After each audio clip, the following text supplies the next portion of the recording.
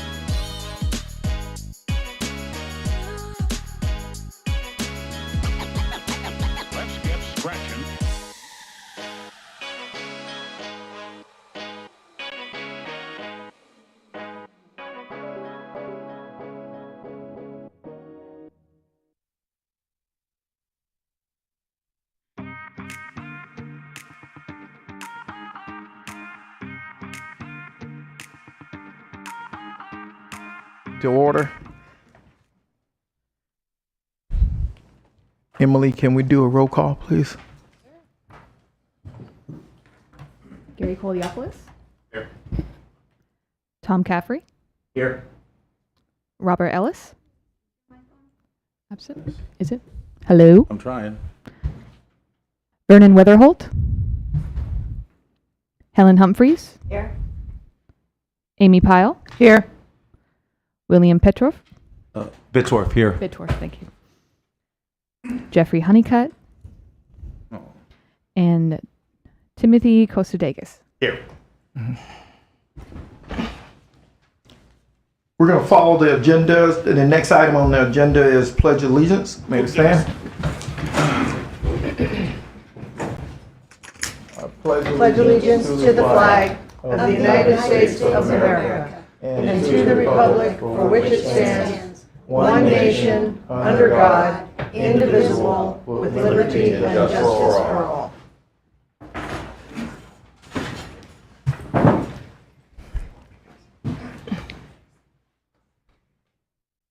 Am I still sitting? You don't have to. Oh, she was trying to call you. Oh, I was driving. Yeah, that's the phone. I'm driving. Drop my I mean, I'll sit down. Okay, okay. I'm a guy wearing Yeah, a suit. yeah, but you don't have I'll to. sit there. Yeah. No, I just don't get it. Since Mr. Ellis, his last meeting was last month, and he's been, we have a new appointment that is on board. So because we don't have a chair and vice chair, I am going to just preliminary run the meeting until we can select a chair and a vice chair. So I'm going to move up the chair and vice chair selection so that we can select someone who's going to be the chair and run the meetings. So at this point, do we have any nominations for chair? Could Amy Pyle, hopefully?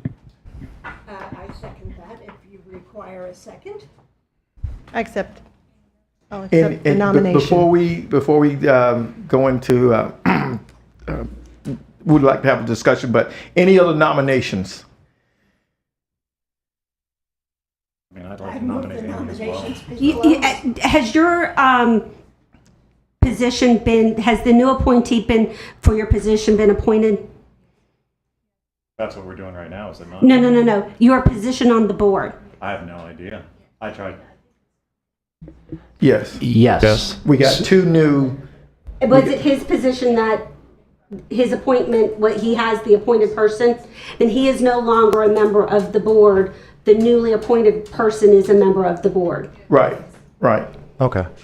So what do you want me to do for the rest of the meeting? You don't have to do You anything. don't have to Not to stay. do You anything. don't have to do anything. You Okay, I'm can gonna go miss you. join the public. Then I'll do that. Yeah. Move the nomination. I wasn't gonna sure. miss I you. only got notified like a I'm week and a half sorry, it's all ago, for- so I didn't know. No problem. That's why I just wanted to clarify, because oftentimes you serve until your appointment is Sorry, sir. appointed or Yeah. your replacement is appointed. Yeah. Totally understand. I do, I have a question. I know both myself and Jeff Honeycutt were appointed. Is it possible, even though that Jeff Honeycutt isn't here, that Bobby can? No, he is no okay, longer a member of the board. Got it. Yeah. I move the nominations be closed. Okay. Vice Chair. Vice. Well, we'll do that next. Yes, ma'am. Okay. So we had a nomination on the floor. We had a second. We have a nomination for no more, accepting no more nominations. The nominations be closed. Okay. Do we have a second for that Do you have a motion? second for that motion? Second. Okay. Any discussion? Okay. I think Amy's amazing. I think Amy's an amazing choice. Okay. All right. All in favor by the sign of aye? We need to vote on the motion to close the nominations first. Aye. Aye. Those opposed? Okay. Now vote on the nomination. Now we're voting on the nomination. All in favor by the sign of aye? Aye. Those opposed? Congratulations, Ms. Powell. Thank you, everyone. I guess I do. We now need to nominate a vice chair. Okay. Do we have a nomination for vice chair, or I'll allow the chair to take over? Let me give it a try. Okay, Let me give go it a ahead. try. It's my first official motion. I'd like to take nominations for a vice chair. Open the floor for nominations. I'll go first. I'd like to nominate Gary Koliopoulos. I like Gary. Do we have a second? Second. You want to do it? Okay. Any other nominations? Well, personally, I like Gary personally, and I think he's more than qualified to handle it. And I guess if he can put it with me, he can put it with anyone. Thank you. All right. So no more nominations. And I guess we're closing nominations. Does that need a motion? No. No. Okay, we'll close nominations. So without objection, if there are any objections, Take a vote on the motion. go ahead and take a vote. Okay, we've had discussion. Any discussion? No? No more? Okay, and Gary, you accept? All right, so let's take a vote. All in favor? Aye. All opposed? Okay. Gary? Your VC. Your VC. All right, so just forgive me, I have actually never chaired a meeting before. So I'll be working on this. I guess the next item is to approve the minutes. Does anyone want to make a motion to approve the minutes from February 12th? So moved. Second. Okay, Helen Humphreys and Tom Caffrey. Are there any comments on the minutes or changes that anyone needs to put into the record? No? Okay, seeing none, I move. How do I say? Right. All those in favor? All those in favor, that's what I gotta remember to say. All those in favor of approving the minutes for the February 12th meeting? Aye. All opposed? Okay. Minutes have been approved. Number 5, redevelopment staff reports. So we'll be hearing from Ms. Armstrong about the Main Street Streetscape Project. Board members, Angela Armstrong, project manager for the Main Street in South Atlantic, Sierra. That's the guy I talked to him. Before I start with the presentation, I would like to introduce our new staff member. Her name is Emily. She is a new office specialist. Thank you. Oh, And you say Emily? Emily, yes. Emily. Eh, Welcome. And she's doing fantastic. So I know that she is a good asset to the team. My presentation tonight is about the Main Street Streetscape project that we've been talking about. We finally have some concept, and tonight I'm going over the presentation. We did this in 4 hours, so I'm going to try to do 10 minutes. Okay. Let's go. And so I hope you're ready for this. We'll try to cooperate.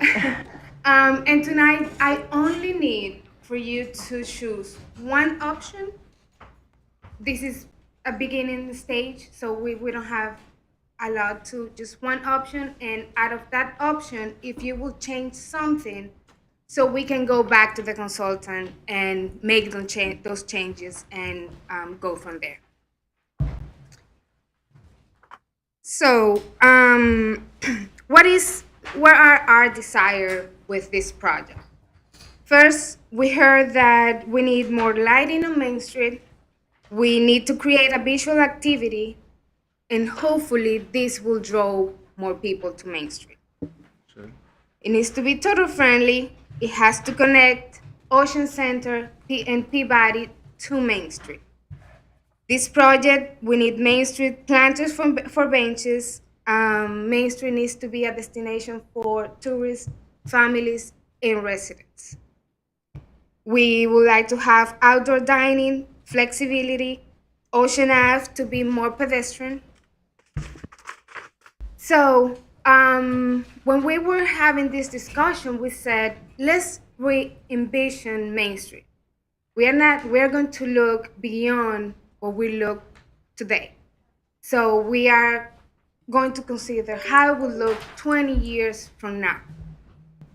We are going to explore different alternatives based on cost and the intensity. And also, we realize that it will be very good for us to create, for us as a community, to create distinct zones. So we have, in your packet, you have some compatible streetscape. I'm going over a little fast because are just pictures of other Main Street area. We have Winter Garden, we have Winter Park. We have, that's Winter Park. And all those cities has in common that they have outdoor seating, they have retails, they have mixed uses, they have a lot of people. So we are not saying that we're going to be like Winter Park. We're just saying that we want an option for people to come to Main Street, other than Bike Week and Biketoberfest. Yes. So what are our focus area? We have the arrival, which is from the Halifax River to Peninsula Ave. Then we have the central core from Peninsula to A1A, and then we have the beach area, which is Ocean Ave to the ocean. And the areas that you see on purple are the connectivity area that we want to enhance or create. So what are the opportunities that we have with those focus areas? The entrance with wide right-of-way provides the opportunity to create welcome experience and establish the character for the whole street. Then the core area, which is from Peninsula to A1A, provides opportunity to create a flexible, inviting space for residents and tourists throughout the year.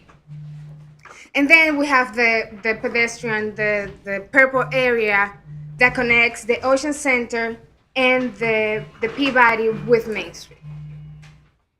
And the beach area enhancement opportunities for beach access and park. We also included South Ocean Ave. South Ocean Ave was not part of the scope of work that you saw before, but at this meeting we included it because we really think that we need to do something with Ocean Ave as well. Yes. And that area can be enhanced for pedestrian connection and beach access point. So let's go through some of the concepts. This is the arrival. This is how we look right now. So we have a 44-inch wide road, parallel parking in both sides. We have sidewalk 7 to 6 inches on both sides. So what is the option number 1? We are adding some landscape island. We are reducing the road, and we're keeping the same sidewalk. And of course, the landscape will be enhanced as well, better than we have right now. Option 2, the sidewalk size remains the same. We added a landscape island and a median. Option 3, we added a shared path. The landscape area is reduced. We reduced the road, and we added the median with a monument sign. And all these concept has, of course, lighting. We are going to improve the lighting. And we added on this option a new landscape area to the north of the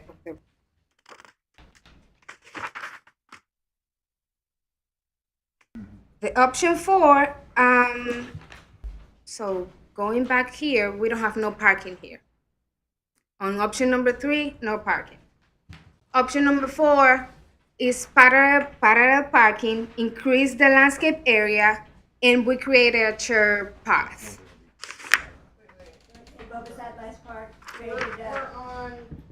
This is right in front of the gas station. Option Yeah, 4. Yes. We're still there, okay. Option Yeah, 4, option yes. 4. You said 3 had parallel parking, but it doesn't. So I was a little lost. Yes, 3 doesn't have, Right. 4 has parking. One stupid question. Just it's a foolish question. But option 4 I like because how is the parking issues there on Main Street? Is it crazy? I mean, it would be nice for those people to have parking to be able to go to their buildings more freely. I love that. Really hard. It's really hard for the businesses, and it would be. I'm sorry. I think it would be. I don't know what the parking issue is there now. I'll just speak to that just briefly.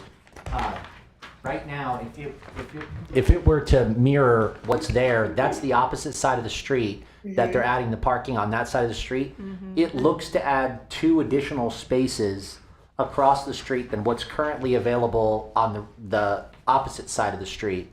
The opposite side of the street has a turning lane and it has a few parking spaces. So you actually are going to net gain on this one more parking. So whatever it is, this one is a net gain on parking. And thank you, sir. Because the thing that bothers me, in my neighborhood at 326 South Grandview, is my neighbors just have no parking. I end up having to help them all the time. Okay. How consistent is this with the whole length to A1A? Is this going to be, or is it going to be a little different? Let's finish. Yeah, the- okay. Go ahead. Wait, one more question on the parking. Do we have a current, how many parking spaces we have now and what the net result will be after this? I believe it's a net gain, but I'm going to double check. So I want to hear And I'll circle back. Amen. Okay. So we're moving to the central core area, which is from Peninsula to A1A. This is our existing condition. The road is 22 inches. We have parallel parking. Sidewalk is 6 inches. 22 inches. 22 feet. Oh, Feet. Yes, 22 feet. Yeah. zoom in on that. Language barrier. Gotcha. Fine, you did fine. All right. Right away, we knew what you meant. Yeah. And we also have like a sidewalk extension and so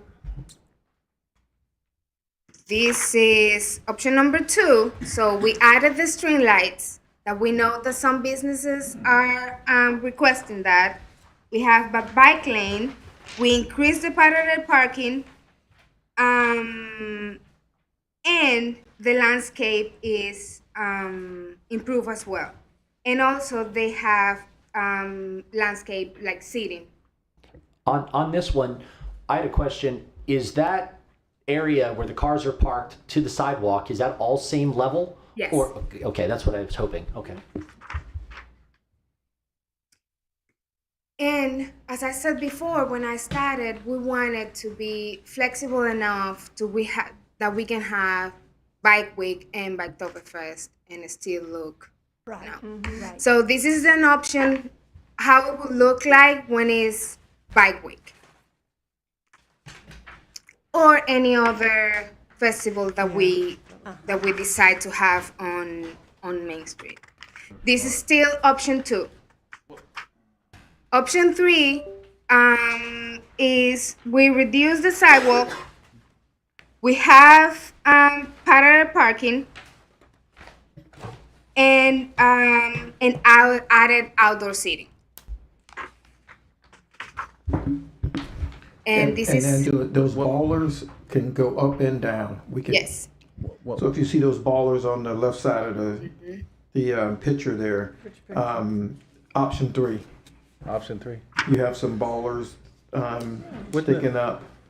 Tell me what that word means. Is Bothers you. The post. the post. Post. He's saying the Oh, post. okay, thank He's, you. it's for safety reasons. Nobody gets run over. Yeah. Is option I see that. One, Yeah.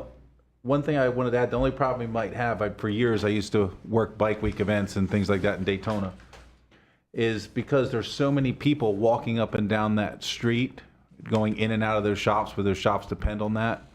We don't want to do too much to hinder that, because it'll really kill those, the bar owners and the tattoo shops and the people there. You know, that's my main concern of the businesses. Because we don't survive off just that one time a year, but that one time a year really makes a whole lot of difference, because as I can tell, I've felt it on both sides, having places on Main Street and off Main Street during events. Thank you. One of the things that I want to mention, when you look at option 3, it gives more opportunities for you to have outside seating, whatever you're doing. So when you look at this option and you see the tents that are set up and the tables, that's what it's for. It's to give that property owner an opportunity to have entertainment outside the 4 walls of their building. To that point, quickly, is on this 22-foot streetscape, is that the most narrow we're allowed to have it? So are we not allowed to go to 20? My only point would be that we can increase the sidewalk capacity and get that other thing, because 2 feet, a foot on each side of the road is a big difference. And you also have to think of safety when you have all those people walking and people bump into each other. Anyway, you got a lot of people. When you're packed at the peak of Bike Week, it's packed. They're going to be walking into those tables. The tables is a great idea. It's genius. Well, remember that we're going to, this is option 3 with the outdoor dining. But when it's Bike Week, it's no longer outdoor seating. Yeah. Oh, well, that's genius. Yeah, that, That's a good thought. That's Angela, that's A+. and, So, I'm sorry. Sorry. Who was first? I don't know. well, one thought is, this Bike Week, one of the stores had all of their racks and clothes smack dab on the sidewalk, even in the street. And we can't allow that. No, we can't. That ended, and I took the liberty of going down and saying, actually, they will come and close you down. I don't know if that was, but I said, you can't do that, because that meant a matter all of the safety. people, body to body, went into the street and around. And That's not so that's they not did permitted, I take don't it back think. Yeah. inside, but we can't let that happen. So my question, and that's, excuse me, because it's my first night. So this is to build more of a year-round, so if we get restaurants, cafes, and their business is focused on having some of that outside seating and stuff, is the city going to require them to pull the tables in during Bike Week, or will they still be allowed to have theirs? So somebody who builds their business for year-round, then now we're going to hinder them during the special events and take seating away from them. Yeah, Good point. yeah. Yes, that's something that we can take a look That's a very into. good point. As I said, this is very preliminary, so that's why. Because a like a great lot of idea. these places that are going to set up tables and chairs outside, at the end of their business day, they're going to pack up their tables and chairs and bring them inside. So now, during Bike Week, now they got to figure out a place where they're going to take their tables and chairs, and then they're going to lose a percentage of their seating that makes their overhead. Absolutely. So, Ellen? Okay. Ellen? It's not a problem for me, because my building is set back 15 feet, so I'm not speaking to it from my point. They are literally body to body. Oh, yeah. Starting at any time after, say, 11 o'clock in the morning. So there is no way that I can see the tables and chairs as that crowd. And it's funny, they go down one side of the street, they cross over, they come back on the other side, and they are two abreast with the dogs and everything. I don't see how you But we're could have- talking, and I understand, but we're Yeah. talking about people who are in business 52 weeks out of the year, and they're gonna have to turn their business upside down No, I for, see that. for I just don't know three, where you- basically 3 weeks. Well, let's, I don't know where you. how are we doing on time for you, Angela? Do you, Yeah, are go you? ahead. Very bad. Okay, very bad. Okay, did you want to say something quick? or I let- just wanna want let to her get address through it and then- the situation of having things on the sidewalk. So my business is directly located in one of those alcoves that has parking in front of it. For the entire time I've been open for almost 7 years now, we commandeer some of that parking, whether we're allowed to or not allowed to, and we allow people to sit out there and enjoy that parking. So it's almost integral. So when we had our hop cycle, when we were doing that, that would be a 15-passenger sit-down relaxation for people, and they would sit out there. Having that extra parking out there is integral to businesses like mine that's open. So I think it's very, very important. And it's also not hard to navigate. It doesn't create any more of a log jam in front of our place. We constantly have an easy flow of traffic.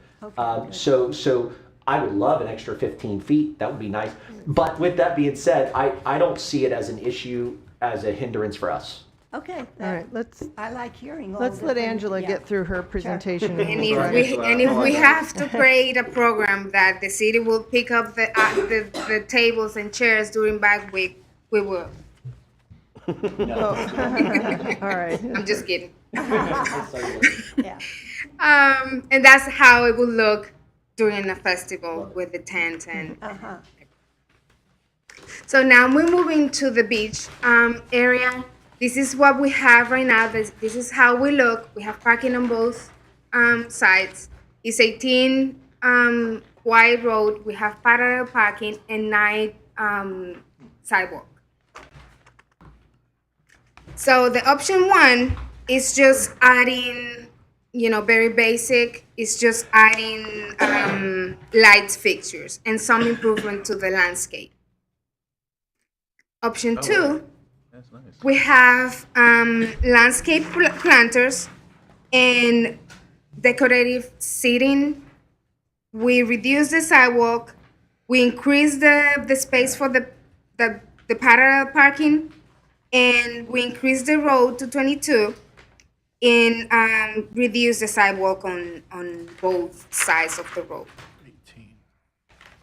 18. This is option number 3.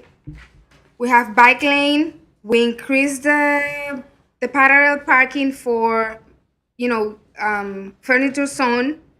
Reduce the sidewalk.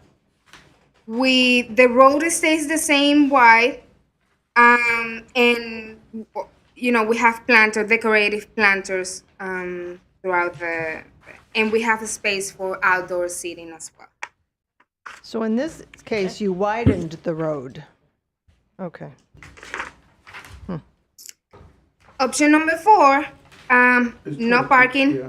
It was 18. It was 18, 18. going to 22. Right. Yeah. I was just, This one has no parking. So, a question, so the sidewalk, if you widen the road, what are we doing with the sidewalk in this plan? We increase in this one, we increase the parallel parking here. Uh-huh. And the sidewalk, is still the same, but we widen the parallel parking. So we can be able to have outdoor seating as well. Okay, I think that sounds like a good solution. Yep.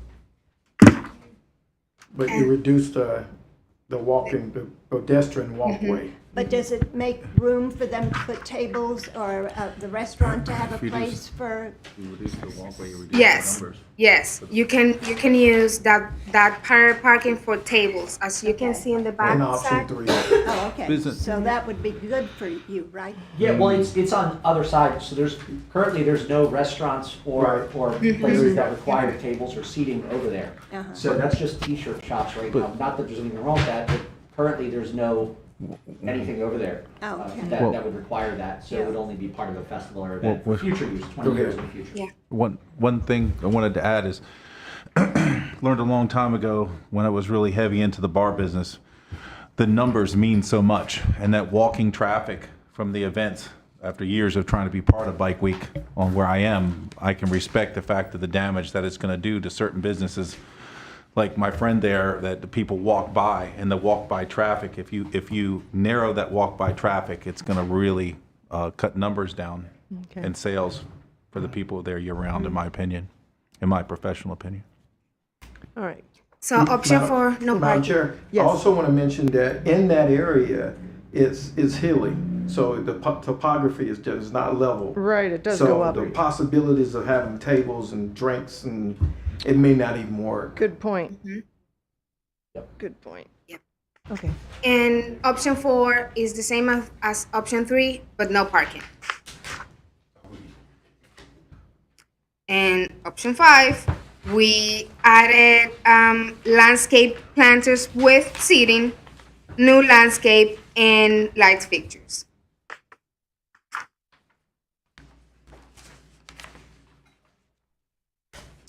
This is still the beach of Ocean Ave, in front of Breakers Park. So even though this option says that we will create a pedestrian plaza or green space on the north side of Ocean Ave, that's not going to happen, because we are not doing anything on North Ocean Ave until we know if the boardwalk vacant lot will be developed. Okay, so, but all your diagrams show it closed off, so technically you're saying that Main Street, you'd still be able to go from Main Street and turn left on Ocean? Yes. Okay. Yes. But In we are not addition- touching North Ocean because we need to So, be. so north in this diagram is still open? Yes. Apparently, yeah. Because it looks, I like mean, a little obviously golf with where it course. says artificial turf and Yeah. pedestrian plaza, that doesn't exist? No. Okay. No. No. Again, because we need to work with the boardwalk property and see what they're Yes. going to do with the development. It will be a waste of money if we do something with that street right now.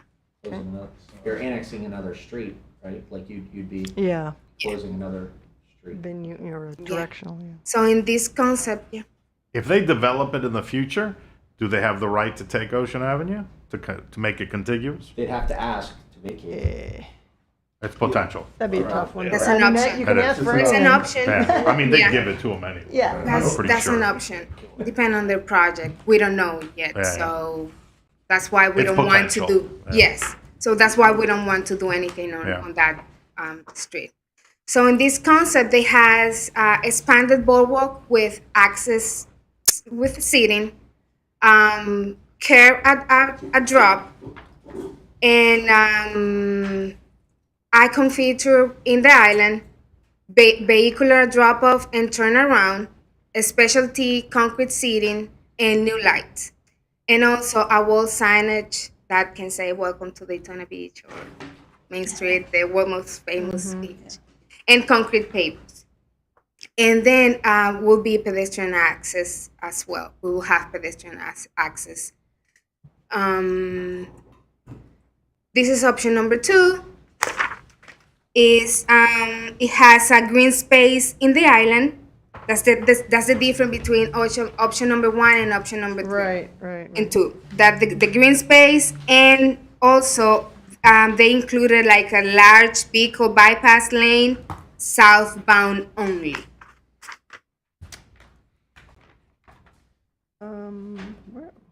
What do you mean? From that center little green space, you mean you can drive south? There's Yeah. a little emergency Yeah, It's auxiliary emergency road. road. Right, so just Yeah. for deliveries and stuff? Yes, Right, exactly. okay, Probably gotcha, more for police, actually. gotcha. And option 3 is the only difference is that they have like a flex zone seating or parking on Ocean Ave. Not on Ocean Ave, on the access, beach access. Well, I like the idea of people being able to drive in and drop people off. I guess that's the purpose for those little Yep. circly Yes. things, as Yes. opposed to the other, so. And then option 3 leaves northbound still a 2-lane road. Yeah, but there's no For now. little whirly round for, to drop people off. That's what that little swirl is, I guess. I kind of like that. So this is South Ocean Ave. This is the existing condition. Then they provided an option 1, added lighting and landscape. Option 2, bike lane and the lights fixtures as well are changed. Option 3, landscape, they increase the sidewalk, reduce the road. The sidewalk are increased on both sides of the road. Yeah, that's, Option 4, landscaping on the east side of the road only. Increase the sidewalk, reduce the road. If I may mention something real quick. Just because I happen to be on that road. Okay. And I measured the street in the back.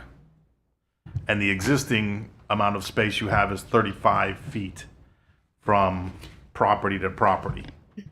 So they have 38 feet here, and some of them, I think, a little more. You mean from, That means they'd have to take existing property from property owners to make this fit. So do you necessarily need those wide lanes? It's not a major street, it's an auxiliary road. I would say make it fit within what you have. Then you don't have to deal with eminent domain with 10 different property owners, and it's a headache because how many feet did you measure? it's 35 existing 35. now. Or existing? Yeah, and they have 38. If They you can have make it 38. fit within 35, Actually, he has 41. 41 it looks Yeah, like that's- to yeah. me. Yeah, he's And so measured to at your 41. point on existing, I don't know why you'd expand the road to 22 feet or 21 feet, whatever it is. Why Well, take it from, they're decreasing it to 22. right, but isn't it 18 now? I mean, No, it's 27. it's 15 and 15. It's so just Main Street 15. is 18. It's 15. Well, yeah, Main Right, Street's this different one than is Ocean 20 Avenue. Ocean Avenue is Yeah. 27. Ocean Avenue is 27. Existing. It's page 52 Yeah. 27 inches or feet. is the existing conditions. Where I measured it behind my store, which is right at Harvey, it's 35. Okay. Yeah, that's from the edge of the sidewalk to the edge of the gutter. That's what's there right On the now. opposite side. Yeah, that's like all the space that they have to work with. So just going forward, you're asking for a lot of headaches because we got property on ISB that we had to just deal with that, where they needed 5-6 feet and they had to do it amongst a lot of different property owners and it cost them money. So, I mean, I don't think they need as wide. Gary, I think the math is you went to the edge of the gutter and they're going to the edge of the sidewalk. Well, there's no sidewalk on the other side. There's only sidewalk on one side. They're showing it as a 4-foot sidewalk. Yeah. There's On a the north side. there's a 4-foot on the North west side. West West side. Yeah, Okay. there is nothing on the And they on the got other a- side. they got You a know where side there's a view. little sidewalk where they across behind that 7-Eleven. I think it probably changes in a couple different areas, Okay. but that's something to consider Yeah, definitely. yeah, Yeah, yeah, yeah. absolutely. Yeah. Well, and It's something that maybe was an oversight. Okay. is it the same on, like, say if you were to go to the property, the North. deeds and all, it might be a little different. You might find that somebody's property was, I don't If you maybe go I don't up know half where a they- block, it might be a little different than the other way. It might be some flex, but. I But mean, the other way is like from the Harvey past the ocean deck and Yeah. you know, for like a block. I mean, on that street, I agree with narrowing because it's such a slow little thing and we want it more pedestrian friendly. Make it, you know, as narrow the lanes as much as possible and get the sidewalks widened. Widened, Because right now there's no way to walk down that street without walking in the street. Yeah. Unless you're just one person by yourself, so. Okay. And then we are south of Harvey. And this is the existing condition that we have. And option 1, no landscape, and they reduced the road and added a chair path. Then option 2 is the same wide for the road. They added diagonal parking and added a chair path. That's a wider road. Yeah, 28. It went from 20 to 28. 28, yes. That's option number 2. Then we jump for the pedestrian options, which is Wild Olive. This is how we look now. We have, you have a question, Miss Aim? No, I was just going to, just confirm, this is between Main Street and The Ocean Auditorium, basically, is what the 3 streets Yeah. are looking for. Yeah, that's the backside of the Beachside. And so option 1, lights fixture, and little bit of landscape. Option 2, they added a sidewalk. They increased the sidewalk and added a seat wall, and lights fixtures and landscaping. Beautiful. Option 3, That's better. they reduced the loading area of the landscape on the east side of the road. They increased the sidewalk to have the option as well in case that's the Peabody. If they want to have outdoor seating, they can have outdoor seating or participate in events. That's beautiful. And the landscape is improved as well. Then this is Noble Street. This is an alley. They didn't provide us, with a lot of options with this one. With just a little that we can do here. But they added a landscape on the option. Yes, they added landscape, and we are going to work with Corbin to have a mural over there. That looks beautiful. Then we're almost done. This is Grandview, North Grandview. The existing condition, that's how it looks right now. We have 24 for the road, sidewalk are 8 on the east side, and the west is 5 feet. Option 1, they added a little bit of landscaping, nothing major. Number 2, they increased the sidewalk on the west side of the road with a space for outdoor seating. We have the string lights, we have new landscaping, and they reduced the sidewalk on the east side of the road and added a landscape lane as well. This is going to help the That's beautiful. Satiscraft to increase their participation with customer base if we allow them to utilize the outside of the sidewalk there, just as we would do on Main Street. I think that's beautiful. I think there's a lot of things we need to decide is what direction the city wants to go with Main Street. If we're wanting not to depend on Bike Week, we need to have the outside seating out there. If we don't want to depend on Bike Week, I think that's a good way to go. But it's pretty hard not to depend on Bike Week if you're on Main Street. Even if you're Winter Park or Winter Garden, you need outdoor seating. That's what they all do That's what I anyway. like. Yeah, nobody's That's talking what about people eliminating want, bike. regardless of whether it's Bike Week or not. Yeah. At least my agree. opinion. My And- opinion and- too. Yeah. And that was the first thing that I said. this project needs to be flexible enough It's really so going to we help the can city of accommodate Daytona. Bike Week and Oktoberfest and the rest of the year. It's really going to help the city overall. It's pretty exciting. Well, it looks friendly when you Exactly, got inviting. outside, Yeah.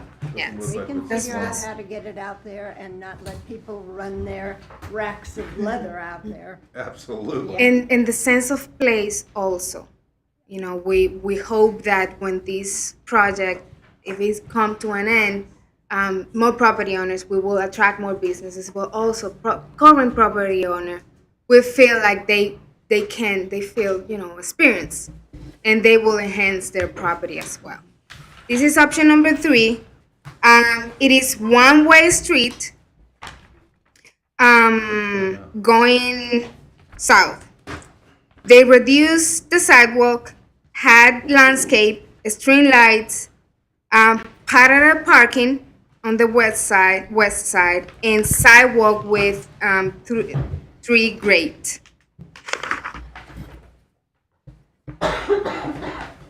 This is option number 3 with outdoor dining. And Just out of curiosity, what's the green in between the trees? Is that grass? Is it astroturf? it's grass. Grass. I More to hope maintain. We that can't the maintain what we landscaping got. isn't going to be We can't scrub maintain our- palmettos. I hope it's, and I Building. just wish we could use more of the natural, sorry. It's okay. um, Lean up a little bit. Yes. Oh, you're on that one. Yeah, you're on that one. I'm on the wrong one. Oh, That's sorry. Is it on? Yes. Okay. Green. Better to put paver. The trouble is you put grass in there and you know it's not going to last. So I just wish we could use the natural little yellow daisies that are all over the place.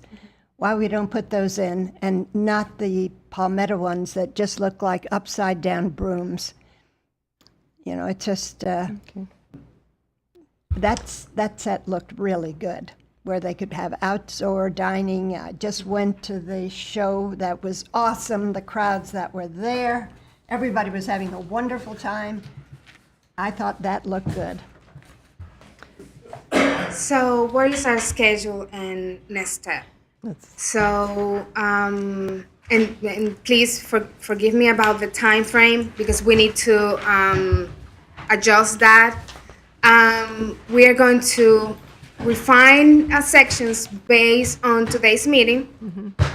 We are going to provide these your input and other inputs that we already have to the consultant. They are going to provide new concepts, and then we are going to have a public meeting in. We're planning on doing at the Peabody, so we can invite the public, stakeholders, commissioners, so they can see whatever we decided, like final, not final, but more clean. What was the number, I'm sorry, of that last one where there was just one-way traffic behind Peabody and people could sit out eating there? The Option number 3, Yeah. C3, outdoor, third option. Yeah. outdoors dining. Yeah. It's at the very, it's page 74. Oh, thank If you have pages there. Yes, okay, I was just. So now I'm assuming you need us to somehow make a vote on either. So we're going to, on each one, we're going to give our input as far as a number. And do we vote on individual ones, or do we just all give you, like, all Well, the I information? don't think that we have to vote tonight. I just want to hear your okay. have a brief discussion. And if you need time, you can send me an email, and I will input that on my report. Excellent, excellent. Yes. So, I mean, I'd like to have just a tiny bit of discussion. I don't know, are you running out, or you just wanted to keep it? He wants to run away from You us have as soon as possible. I don't know. She's smart. I mean, I'd kind of like to just go around and have each person give their top, what they see, what they want, what they like, what they didn't like, for, maybe just a minute or two, comment on that. So do you want to start, Tim? I want to start. Turn your But I light will. screen. There you go. Well, first, like Helen was saying and Gary, I think as far as landscaping, that's a very kind of difficult area because of the wind, the salt air, the conditions, especially as you get closer to the beach. So that, especially that section from A1A to Ocean Avenue, probably the less landscaping there. You need something hardy, big palm trees, and then little stuff's tough. Grass, unless you've got irrigation, and you've got somebody that's going to be checking those sprinklers and getting the sand off of them. And grass is tough anywhere beachside. So landscaping, I think we really probably minimal, hardy Florida kind of stuff. The dune daisies, things like that. I mean, they look Let him- beautiful. We're going, I'm sorry. Okay. Yeah. The Ocean Avenue, the whole traffic pattern there is different than, so maybe, you know, the going south on Ocean Avenue, there's the businesses, there's the hotels, it's a little bit more traffic intense there. So, I mean, narrowing the road, increasing the sidewalk, but I think the one laning it that's not a good idea. Especially when you've got people trying to get deliveries in and out. Gosh, You've got Ocean Deck, you've got the hotels bringing linens, whatever, stuff like that. Parking on Main Street, that's a big deal, but I really, there's a lot of spaces behind. There's a few businesses that do have their own. But I think letting the businesses come out, set up the cafes, things like that. I mean, I see it like a lot of the pictures, Winter Park, stuff like that. I kind of started thinking more about our oceanfront communities. You know, Winter Park's beautiful, but, you know, Los Olas, right by the beach, you know, they really, I mean, I think maybe they have parallel parking on either side, but the sidewalks are wide, the street's narrow, and they try to get as many pedestrians there and push the cars off to the side, you know, off the side streets. So, you know, but again, my concern is, yeah, Bike Week's great, Biketoberfest is great, but it's not. The old gray mare ain't what it used to be. So I think we need to figure out a way to help sustain the year-round businesses and not have to flip everything for 3 weeks again. That's just my. Will? Well, my colleague has a good point, but I think, you know, myself, I personally don't have a business on Main Street. I'd have to talk to maybe a couple of the people here to really make my decision, like a couple of the people here that actually have businesses here on Main Street, to be able to sway my opinion in one way or the other what needs to be there. Although I do agree with the city, we have depended on way too much on Bike Week and Biketoberfest and events, and we expect them to carry us throughout the year. Obviously, I've limped along, but I make money on other things than just Daytona. A lot of people don't have that luxury. But as I would say, I am very impressed with whoever came up with those drawings. Yeah. Is, A lot of man hours. they were magnificent. Yeah. I kind of believe if we have the parking in the back, what would really make it really beautiful is really widen those sidewalks. So if we have something going on, it's a nice sidewalk for people to be able to go up and down there very easily. It's more pedestrian friendly. It's more friendly to the disabled to be able to come into those shops. To me, that really interests me. But for me to make a total decision that there's people in the crowd here that I've seen that trying to open up businesses on Main Street, and one of them actually has a business on Main Street, and really like to get their opinion. Okay. Helen? Well, and I'm one of those that has a business on Main Street. Yes. While I make money on Bike Week, I make money all year long. I can't see why the places that have stores that they only open occasionally, why they don't utilize that building the rest of the year. I don't know why it can't work, you know.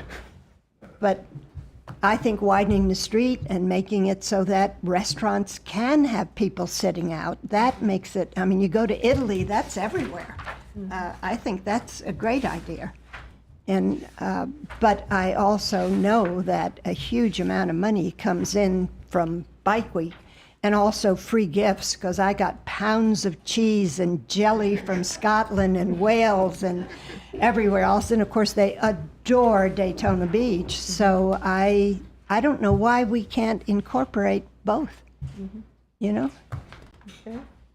That's my feeling. Tom? Got a lot to say here, but I'm going to try to keep it brief. Just pinpoint it, you know? So I thought the designs are spectacular. I think the designs are great. There's definitely some I think room for improvement, but I think each one of those designs has great improvement compared to what we have now. I think that any single one of those could be a 20-foot street. I don't see any reason why we have a 22-foot street. I don't get it. It doesn't make sense. If we're going to have an 18-foot Main Street East, I don't see why we don't have a 20-foot just uniformity on all of them, right? So if we can do that, I think that'll also solve some of the sidewalk problems. We have to have large sidewalks. Yes. I think having small sidewalks are silly. I think having the even level, so we're at some point, maybe it was 06 or 08, I can't remember when they did it, but they decided to lower the curbs, raise the curbs, lower the curbs, and do all that.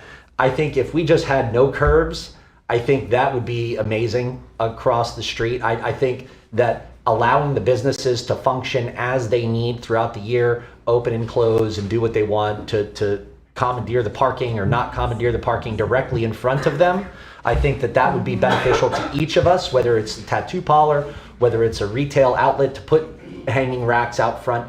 I think it'd be amazing if Anessa over at One Sexy Biker Chick could put her clothes out in front of her place, because she has amazing looking clothes. So I don't necessarily see that as a bad thing. Next, the little Noble Street, I think if you did the same lights there on Noble Street, if you could figure out a way to put masts on the west side of the street and have lights go from there to Corbin Building, I think that would be exceptional, because it is a narrow street. There's not a lot to do with it. But during Peabody events, my business gets a ton of people walking from it down that little side street to go to the Peabody. So I think having major lighting on that with kind of cool interactive stuff would be super important.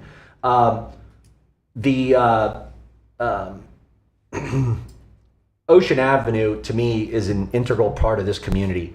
I think any sort of elimination of Ocean Avenue is against our community. I don't, whether we decide to streetscape it or all those things, I think eliminating that is against what we are as a community, and I am vehemently against that.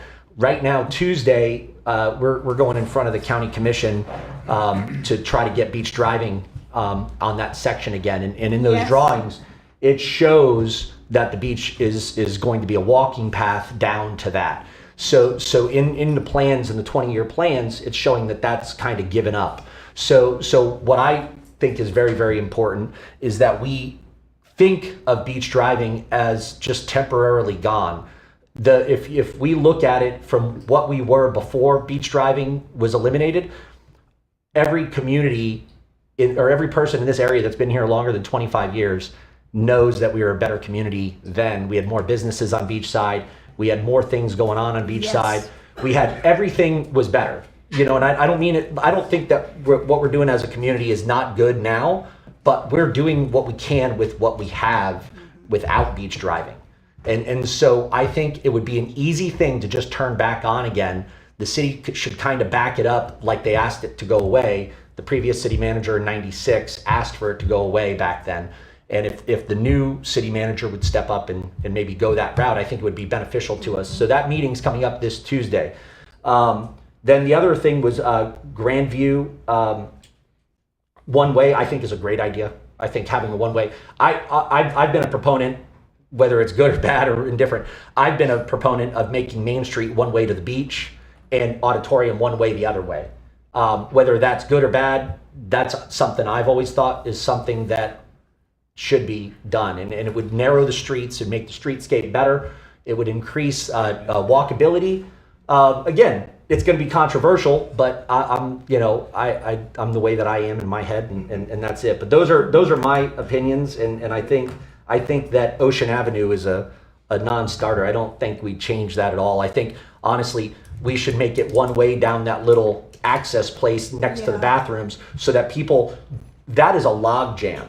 right now, people are constantly trying to turn right in the do not enter. If we just did a one-way deal and let people come from that parking lot, they get down there, they don't know what they're doing, let them come down that, and all of those boardwalk businesses are now going to get traffic because that parking lot fills up so fast, and then there's no parking in that little area. So 2 cents, sorry. No, don't be sorry. Gary? Okay. Good. Addressing the landscaping. Whatever we do for landscaping, we can barely maintain what we have right now. Yes. I don't think we need to complicate it any. Let's just keep it as simple as possible, make it as aesthetically pleasing as possible, because I don't think we have the money or the workforce to be able to maintain that stuff on top of A1A that does not get maintained correctly. We spent a ton of money on landscape lighting on A1A that was never maintained, didn't even work most of the time until the city gave the Shriners $250,000, and guess what? Within a month, they fixed it all. We could have been screaming here for 2 years and not gotten that done, but someone wanted to get it done for the Shriners and got it done. So we have a bad habit of spending good money toward things and then not maintaining them after. So let's just keep the landscaping simple, even if you put pavers there or something. We're striving for more business on the beach side. We better make sure it's very accessible on these roads. You don't want to like pigeonhole yourself, and then all of a sudden we're doing great, and now our roads can't handle the traffic that we're asking to come to Daytona. This is kind of on the side note, but if we're gonna put the parking benches, we know who likes the parking benches after a while. You got to put those things that make it uncomfortable for them to sleep on, And because that's that's going to be a headache. Yeah. And I agree with Tom, large sidewalks, accent lighting, those lights that crisscross above look beautiful. And then the Ocean Avenue thing. Let's make sure whatever they plan up there fits within the space that we have. Don't sit there and ask for property that's not big enough to begin with from the property owners that are there. Okay. Thank you. So my quick 2 cents, everybody had great ideas. I think, a lot of that I totally agree with. The landscaping can be very simple if you go with the native stuff. I mean, I have things that grow that I never have to take care of at all, and they look beautiful. No sprinklers and any of that. You don't need any of that. With the right kind of palm trees and so on. Parking as flex space is the perfect idea. Reducing the curbs, unless there's some law that you have to have curbs, I think having it flat, it could be bike parking, it could be car parking, and if a restaurant decided, I don't need that parking place, I'm going to sacrifice the possibility that one person will take a spot and put out tables for walking, and then on top of that, what am I always harping on? Better parking options. So I'm still looking at, I'd love to see that Hilton lot, which, you got some palm trees going up between the Corbin building, and you got a nice little road there, and you're gonna have some pretty sidewalks for the Savage Brewery to have stuff outside, and you have this like kind of really destitute looking parking area right there. So I see you trying to shield that with like a hedge or something, but that's the key spot that could be a parking garage, and I'm going to ask at the end to talk to, if there's any movement on that, but I don't have to make that now. But better parking options, use the parking spaces in front of businesses for outdoor activities. As far as Bike Week, I've always said it's the other 50 weeks of the year that we need to pump up, but I have a feeling a resident of Main Street or a business on Main Street will learn how to benefit from those 2 weeks. As they, they'll push themselves through the other 50, but then during those 2 weeks, they could pretty much, they're going to bank if they're smart, and even if it means pulling their tables in for those 2 weeks, I think they can, that's kind of the easy time to make money. The rest of the year is a little more of a struggle. At least that's my understanding of it. One laning of Grandview from the Ocean Center down, I think that's great. And keep the road as not super narrow, but as small as possible, and wide sidewalks for people's enjoyment. And that's the end of that. My 2 cents. Thank you. And then you had one other item, Yes. that Beachside redevelopment meeting, May 2025. Yes. That meeting is the same day that the city is having the Bike Week and Biketober Master Plan at the Peabody. So I just wanted to bring that up because we have the option to move it to that Friday, the 16th, I believe it is, or we cancel the meeting and we reconvene in June. Well, do you know of anything that's potentially on that agenda that we will need to vote on at this time? At the May? No. You I don't? have any. And at what point would you, like, 2 weeks from now, would you know? I mean, it's kind of hard to say we want to have a meeting when, on a Friday, when we don't even know if there's anything important to vote on. Yeah, well, I don't have any projects that you have to vote on. Normally by this time, at least I will be reviewing something like a site plan or a rezoning. I will be reviewing that by this time. So, it's really Well, up I to guess you. we'll make a vote on it. I said, do I have Can't you a, do it the week before? that's a commission meeting. Yes, it is commission. It's always, That's an it's important always a meeting at commission Peabody. meeting. Yes, that's why I said I'm going to give you the option because I know that you guys need to be there. Well, I kind of know what I would vote, so I do, should we take a motion to vote on whether we cancel the May Yeah, because I'm going to 2025? vote on what you were talking about, so. Yes, I second that. Well, I didn't make a motion. I can't make a I motion. make a motion. Okay. I second. Okay, so all in favor of canceling the May 2025 Beachside Redevelopment Board meeting? All in favor say aye. Aye. Aye. All opposed? Okay. Okay. How'd that go? Madam Chair, if you allow me, I have two things that I would like to share with you. Okay. Also, on the next commission and CRA meeting, we have an item.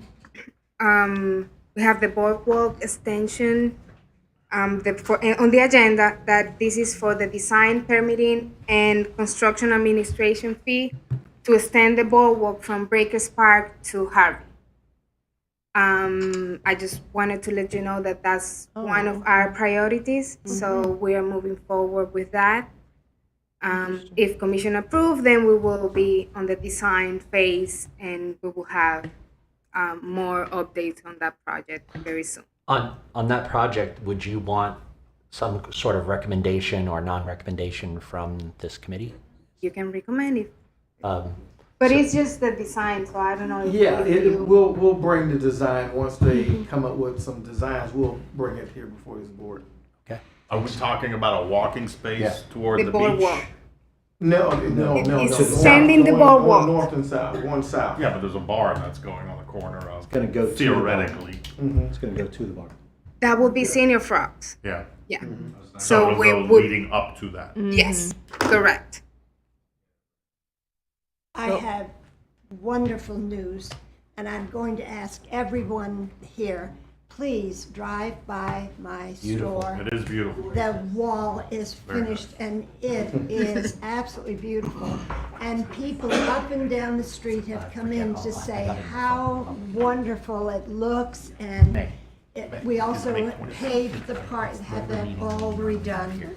So it took so long to get all the parts together, and it's done, and it is beautiful. So please come and look at it. So our next agenda item is public comment. Were you finished, or did No, you I have one more? thing, Oh, okay. and then I'll be. So there is a House Bill 991 and Senate Bill 1242 that prohibit the creation of new CRAs and will not allow us to use CRA fund for any new project or improvements or issue new debt as of July 1st, 2025. Even though we may be collecting property taxes, but we were not allowed to do any project. The money will be going to general fund. HB 991 and SB 1242 have passed two committees and needs to go to the Senate Rules Committee next. So the author of this bill questioned CRA spending funds, spending in South Florida and the Panhandle of Florida. The 5 CRA, the City of Daytona Beach 5 CRAs, sunset in 2036. If the bill passes, the revitalization efforts for the Beachside will be negatively impacted, and we will not be able to do any of the projects that we are talking tonight. Just remember that is the city commissioners did not do that. That's the senators like Senator Wright and Yeah, one more time on the bill. Is SB 991 and SB 1242. HB. Yeah, HB 991, Right. SB 1242. Yes. Thank you. Okay, And that's all. interesting. it's been a long time Thank coming. you very much. Actually, quick question. Can they redistribute existing CRA to other purposes?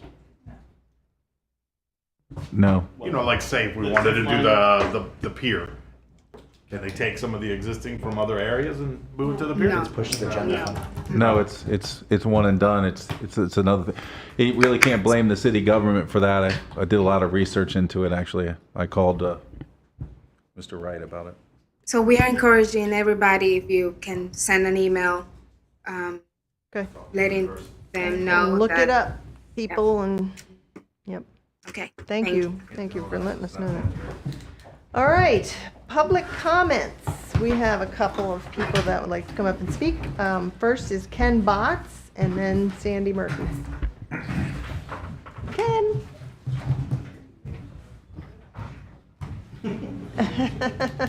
You can change order if you want to. I'm not going to stop. Ken didn't want to be first. Hi. Do I have a limit on time? We usually ask, we kind of keep it to 3, but there's no blinker going Okay, off, good. so if you run on, I'll just, I won't. Run it. Ken Botts. I live in Port Orange, but I am one of the owners of the Ocean Deck on Ocean Avenue. Thank you. You're welcome. Angela, great job. Probably gone. No, she's here. She's right up there. She's right there. Oh, that was quick. Okay. The first question, when you bring up the CRAs possibly sunsetting, what's the timing of these projects coming to fruition? Specifically, some of these off Main Street opportunities. You talked about connectivity to Main Street as an important thing, but not a single word, Amy Pyle, about South Grandview, which is right off of our brand new ISP gateway. Yep. And it is ugly It's on South Grandview. Absolutely. It's a very wide street. It would give you a lot of access to Main Street, but not if you cut it off at Harvey and make it one way. Or are you talking about No, that one was- way? International. Okay. it was from Main Street north to the Ocean Center. It was going to be One one-way way. Okay, south, that's so we're good. still good. All right. So I really think you guys need to concentrate on that South Grandview area because you come off of that's the only place for you to turn toward Main Street other than Peninsula. That's it. Yeah. And you've got plenty of room for a nice wide street. You got plenty of room for 2 super wide sidewalks right there. And that has to happen quick because it's really bad. It's really, Isn't it, Amy? Yes. I'm surprised someone hasn't been stomping their feet about when are we going to pave South Grandview. I've asked. And then the funding for this, where does it come from? It's Main Street CRA. Okay. Even though we have the option to look for some grant, and we will, but it's coming from the Main Street CRA. Okay, and then that's going to put us in motion to build it. How do we maintain it? Which was one of Gary's questions. Does city staff have to maintain all of this landscaping? All of the lighting? Okay.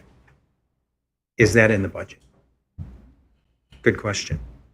And all these plans, have they been vetted through the rest of city staff? Have we talked to Public Works? Have we talked to Public Safety? Well, actually, we work together with Public Works. So we are at the beginning stages. We talk to the city manager, we talk to Public Works, because without Public Works, we cannot do anything. So when we have those finance concept, then we will bring all the staff But do those guys together. have to kind of chime in on, how wide a street needs to be? Well, let me It can be interject here 20 because minimum, right? all of our streets, all of our infrastructure, the responsibility is our Public Works Department. So we don't begin to have these discussions unless Public Works is at the table. Redevelopment staff will not be the ones who are the project manager for this. However, we're writing the check. So we have a lot of influence on what it looks like. Sure. But once we design it, it's done, we're stepping back. It's Public Works' responsibility to make sure this project is completed. Okay. So when just we keep bring in you mind- something tonight here, this is totally a consultant agency that's been vetted by Public Works, who brought them to us to say, hey, we have a firm now who can design the right of way and the infrastructure, get comments from all of the stakeholders, and they will design it based on our input. And that's it for us. Okay. And then that time frame, where are we at from? 6 months to design, probably 18 months to construct. So we're 2 years away. Yeah, Okay. hopefully.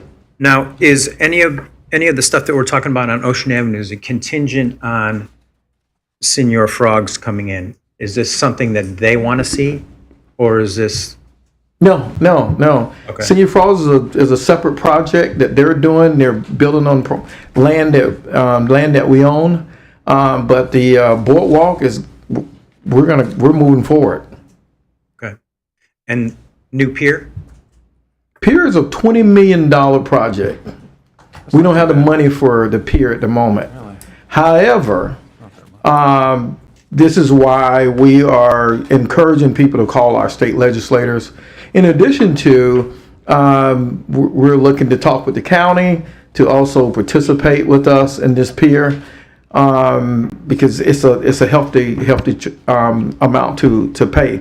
But it's needed. We pay over $1 million a year to keep that pier in operation. Wow. And every year it's deteriorating. So we got to do something, Just if the we like it or rent. not. How much is the rent on the pier? Don't have those numbers right now. You mean the rents that we receive from Joe? We do have that information. I don't have it on me right at But the it doesn't moment. cover that $1 million a Oh, year. heck no. I forget what the total is, but they get a percentage of what their gross income is, and their gross income last year was around $6.2 million.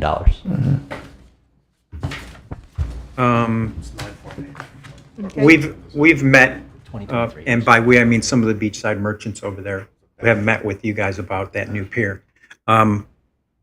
We would be very interested in trying to put a public-private partnership together to make that happen. So,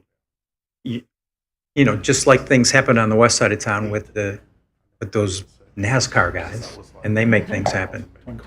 There's, I think, enough support on Beachside to make your pier project happen if we can make the right connections. It'll also, and I've talked to George Rechtenwald about it, it's really not something that they can dive into, but they understand that it's going to benefit what they do on their 5 or 6 miles of beach in Daytona Beach. So I think between the city and the county and some of the business owners on Beachside, or anywhere in Daytona for that matter, we can put some dollars together and make that happen. But it's not something we need to sit back and wait another 10 or 15 years to accomplish. I think Mr. Fietcher is keen on making this happen in his tenure, but he's going to need help. Agreed? Yeah, thank you. 100%. Very good. I think I covered everything that I need to, but South Grandview is key. It's bad. Agreed. I mean, you might as well make Thanks, Ken. Peninsula be appealing. Yeah, too. those are, Those are the two main. I mean, just even the beginning. yeah, well, Right off the street. I agree. Peninsula is going to be a little more difficult. Yeah. And it goes right past everything. You know, this one, Grandview dead ends right into the ocean center. I mean, you look down and boom, there it is. And it could be a beautiful promenade, basically, that would go all the way down. So is there a way to find out where Grandview is on the schedule of repaving? Because I've been told they basically have to go deep when they do that section between my property and Ken's property. So it's not just a repaving that has to be done. You've got, sewer problems, infrastructure problems, water stuff down in there. I think they need to underground the power lines. But I'd love to know where it stands on the timeline of that. And then the partnership about the pier, that's beautiful. That's first I've heard of that, and I think anything that would make it possible, we should look into. So thank you. So I noticed that they were putting some fiber optic cable on South Grandview from my property, because I was fixing little problems where I messed up and did some things, so I'm fixing that. But they were putting fiber optic cable, and they had mentioned to it because there's a lot of broken sidewalk stuff where it's unsafe in front of my place, and it's just where people have fallen a couple times. I've fallen on it. I packed dirt in there to keep people from falling all the all the way time up in the Grandview, sidewalk. it's hazardous. It's If you were in a really wheelchair, hazardous on forget South about Grandview. it. Really You'd have to bad. go down the middle of the road. So, Sandy Murphy, Sandy Murphy. Sandy Murphy, 136 Park Avenue. A couple of things I'd like to talk about. One, in terms of contacting your legislators on the House and Senate bills, there is a alert sent out by the Florida Redevelopment Association that you've seen. I think that would be terrific to pass on to the board members, because it gives everybody's contact, and in particular, our Senator Tom Wright is on the Rules Committee that's going to be the next group to take a look at this bill. And it also has a good description of it, of what the bill is trying to do, which is all terrible from our point of view. It will just put the kibosh on all kinds of projects in this town. So if you don't do anything else, I'd suggest that you please contact Senator Wright's office and ask him to put that bill to the side. In terms of the streetscape presentation, there were a lot of positive things about it, and it sounds like everybody is pretty much in agreement that native plantings are important, that narrower streets and wider sidewalks are popular, that better lighting is popular, especially the cross-street lighting that we have been waiting for since 2017 at least. It would be great to see that. But the one thing that I feel is missing is, Angela, you talked about a sense of place. There is nothing in that plan that says to me we are in Daytona Beach and not in Winter Park and not in Palatka, and there's nothing that says here you are at the beachside. And I would really like to see the aesthetics of it, whether it's the planters and the benches and the overhead signs, the selection of the types of streetlights, which we've done very poorly with in the past.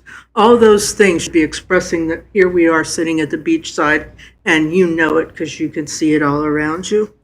And then one other thing that I wanted to mention, the Bike Week Master Plan proposal has been put out, and that will be coming up for a vote eventually. One thing in particular that I think is a very poor idea that's been proposed, in addition to the parking in residential places, is there is a possibility of them approving mobile tattoo parlors. And we have great tattoo places on Main Street that have been our 52 weeks a year people who have been supporting this city all along. And to bring those in, I think, is just a slap in the face, let alone to consider all the health and safety and other issues that might come with that. So I would suggest that you might want to, as a group, tell the city commission that you would propose that not be allowed to happen in the Bike Week Master Plan. Thank you. Thank you. You brought up the parking thing. An important aspect of that parking thing is they want to make it. I'm sorry. I would add one more thing if I can, Go because ahead. the parking brought it to mind. Go ahead. I don't understand why we would be making any decisions on parking in this streetscape plan when the city has a parking study that will be underway. And unless the information from that is available, it feels premature to make decisions about parking anywhere. Thank you. For some reason, they want to mimic the parking that they have for Bike Week on the mainland side. But I don't think that should pertain to the beach side. Why are you going to open it up to RV? You're going to allow RV parking on the beach side. You're going to complicate things even worse. It is crazy. No. They should just keep it the way it is and not confuse. Okay, we're in public comment. Let's let our, I let's, added one thing because I have a parking lot, and if you have RVs there, it is so hard to watch those people. It is very hard, and they sneak in there, and it's a pain. It's a pain. Yeah. It's a nightmare. okay, Ann Ruby, and then Jenny. Ann Ruby, 137 Park Avenue. I have 3 topics. One is on the plans that were presented. I like the wider sidewalks.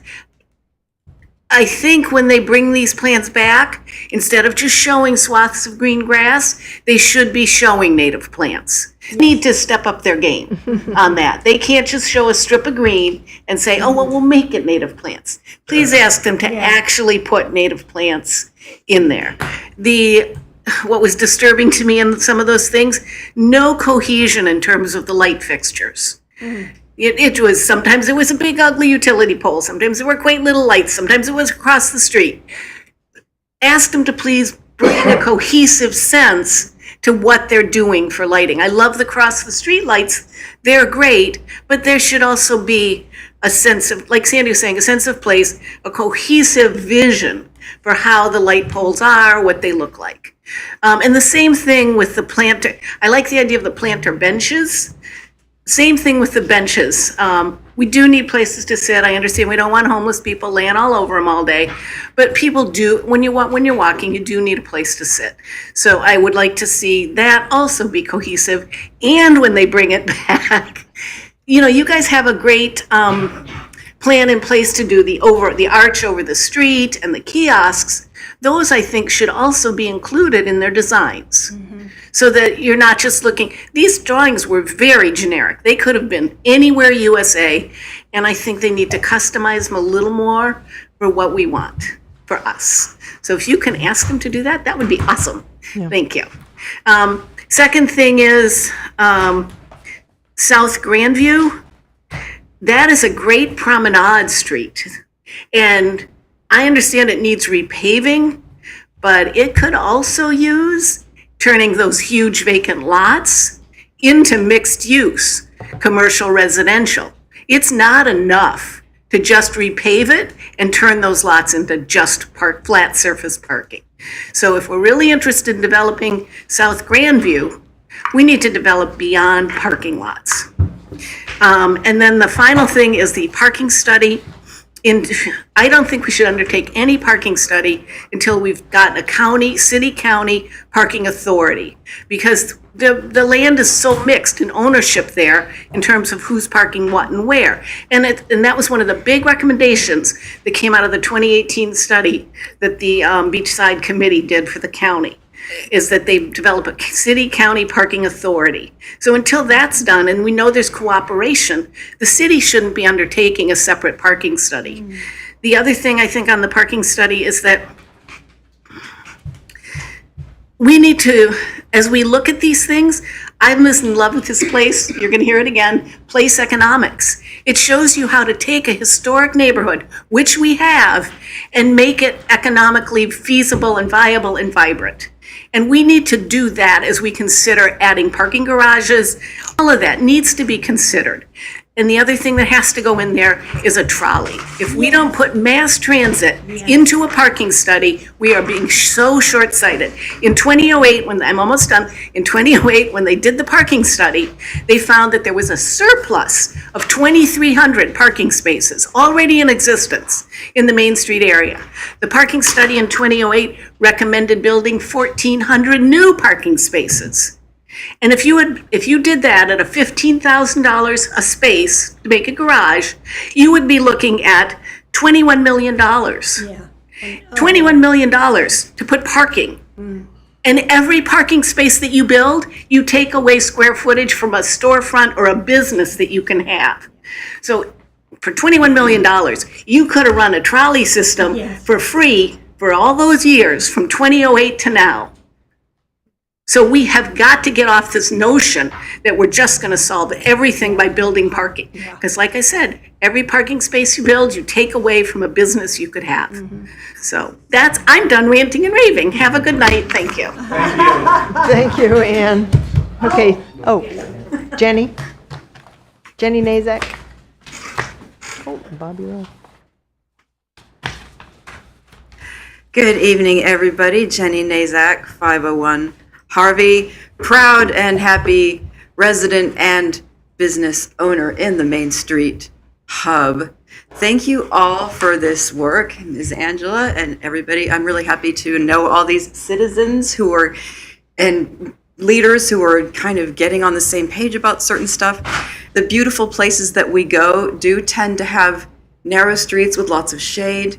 For what it's worth, having looked at my share of landscaping diagrams and drawings, when I saw those drawings, I was like, oh, look at that lovely mixture of sabal palm and scrub oak, and look at all those gaillardias and dune daisies and things underneath, which, by the way, we don't have to plant them. Yes. They grow for free. All you have to do is not mow. You kind of let them take hold, and they will become over time like a 6 types of flower type of mixed meadow.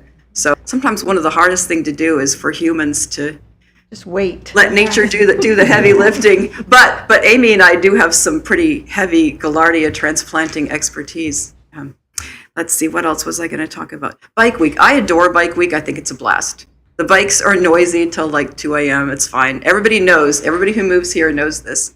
That said, I think that the new streetscapes are going to encourage a more kind of like a kinder and more considerate behavior on people's parts as far as throwing trash. And the reason I bring this up is that during Bike Week, at 3:30 a.m., the city crews start cleaning up the streets that are very badly trashed during Bike Week. And part of the cleaning up process is running leaf blowers at 3:30 in the morning. It doesn't matter how many decibels it is, that's not civilized on our planet. And there's fortunately there's more families with kids moving right into my neighborhood. So they know they're moving into the tourist area, they still move in, but we don't want leaf blowers at 3:30 in the morning. And I'm always like the lone person. I'm like, I'm going to walk over to Main Street and I'm going to say hi to everybody and say, hey, can you guys, no. But yeah, anyway, so that, it's going to be really good. Everything's going to be, and thank you all. And speaking to you, dear, you know where the Black Pearl property is that's supposed to be? Yeah. Well, last week, as I drove by, those daisies nobody planted them. They just were blooming. Grew. But then somebody came and mowed them. I wanted to go and get seeds and put them in my front yard. Yeah. But why, and I'm sorry, but Port Orange, instead of putting grass, they put those little white flowers that just grow all by themselves. They just grow all by themselves. So now everybody's catching up. No, we are trying to catch up. Putting grass on International Speedway. That's a placeholder. We actually got really, a lot of us were really like, and David and those guys told us that it's just kind of a placeholder for the future landscaping. But of course, if I'd been like the queen of the landscape brigade, I would have said, okay, we're going to let it grow. But FDOT had rules about how there couldn't be sand blowing around and stuff. They even had, it's a whole thing, but it's just supposedly a placeholder. But it is very encouraging to hear us more get on the same page about this. And by the way, while this is going on, all up and down this coast, at least from Ponce to Tomoka State Park, there's more and more of a growing expertise and also physical seed bank of the native plants. And there's getting ready to be, or already is, at Ponce Inlet City Hall, a native dune flower and garden project. Those things are multiplying. I've been wanting to ask you this question. What is a little white flower and where do you get those seeds? That's like really beautiful. There's many white flowers. Which one? The ones they put in Port Orange. And what white flowers? I just took pictures of all of it. So I don't know. And at the 7-Eleven on Peninsula and 92. Yes. It came all up by itself, and then they came and were doing some work, and they got rid of it. It came back up I'll keep a again. lookout. I wonder if it's Ricardia or the what you call the I don't know. It's not. It's on the tip of my tongue. It's not coming I out. could take a picture of it and ask them to tell me what it is. Yeah. I think it's. I think I know what it is, and it's part of the mix. It just naturally emerges, and it makes a thick carpet. You just can't mow it too much, and you can't think that everything has to be the same height. That's just. Ridiculous. I mean, we don't live in England. We're Yeah. that's my ancestors. Blame them. Thank you. Thank you all. Thank you. Okay, Bobby, you're next. Robert Ellis. Call me by my government name, huh? Bobby Ellis, 514 Main Street. First, I'd like to say that it was an absolute pleasure serving on this board for the time that I did. Yes. New city staff, Ken, Angela, you guys are doing a great job. All the progress that you're making, super exciting, especially tonight. I was looking forward to seeing all of this. You guys are doing a great job. Amy, I wouldn't even be here if it wasn't for you. Oh. Yeah, you voted on everything. When my business came up, when the house came up, made me aware of how important this board was. So, thank you. Thank you. Helen, it's always a pleasure to hear your perspective on everything. All of your stories, how things were over. Love it. Love it. Will, I love hearing your business perspective on everything. Thank you. Secondly, on all the proposals, I think the widest sidewalks possible is the way to go. Obviously, we don't want to plan for Bike Week, just Bike Week. We want to plan for all the other weeks of the year. Tables are a good idea. Chairs are a good idea. Obviously, they're going to come away in the middle of an event. Right. We want the widest sidewalks possible because people are bumping into themselves no matter what in the middle of an event. There's not enough room. I mean, my guys, if they walk outside to smoke a cigarette, you have people bumping into you the whole time. It's a hazard as is. So when we make those any narrower, it's not going to be good. What else do I have here? I agree with Ann. All the lights should match across the board. We should have one uniform design for all the lights across the board. Otherwise, it's going to look really hodgepodged. Yeah, amber would be nice. What else do I have here? Oh, I saw that you guys were getting rid of like the little load-in area in front of the Peabody on the side. That was in one of the proposals. They use that for a ton of shows during the Peabody. I don't think that would be a great idea, especially with all the positive momentum the Peabody's made in the past few years. That's all I have on that one, because you guys already answered a bunch of my other questions about the construction time frame. And as far as the funds, if CRA is the possibility of disappearing, have you guys considered going back and revisiting your agreement with the Chamber of Commerce about advertising funds to where maybe those go back into the zone that they're generated in a little bit more? We haven't, not CRA. Just an idea. Yeah. Just an idea. All right. That's all I got. Thank you.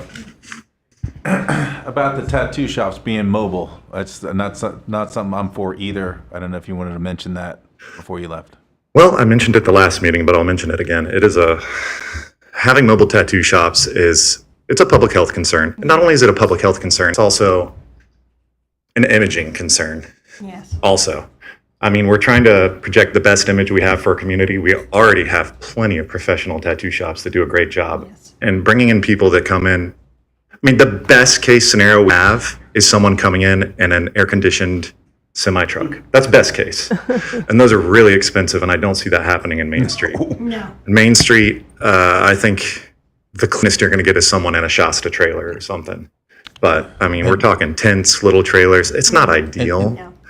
And not to cut you off from your professional opinion, because believe it or not, I don't have Go any ahead. tattoos, but I've done tattoos. I have a sober living house, and a guy that traded out for me helping him as he taught me how to tattoo. The biggest thing that bothers me is cross-contamination. Mm-hmm. And Yeah. that's my biggest fear. There's going to be a lot of cross-contamination involved in mobile tattooing. Is that a logical fear I have?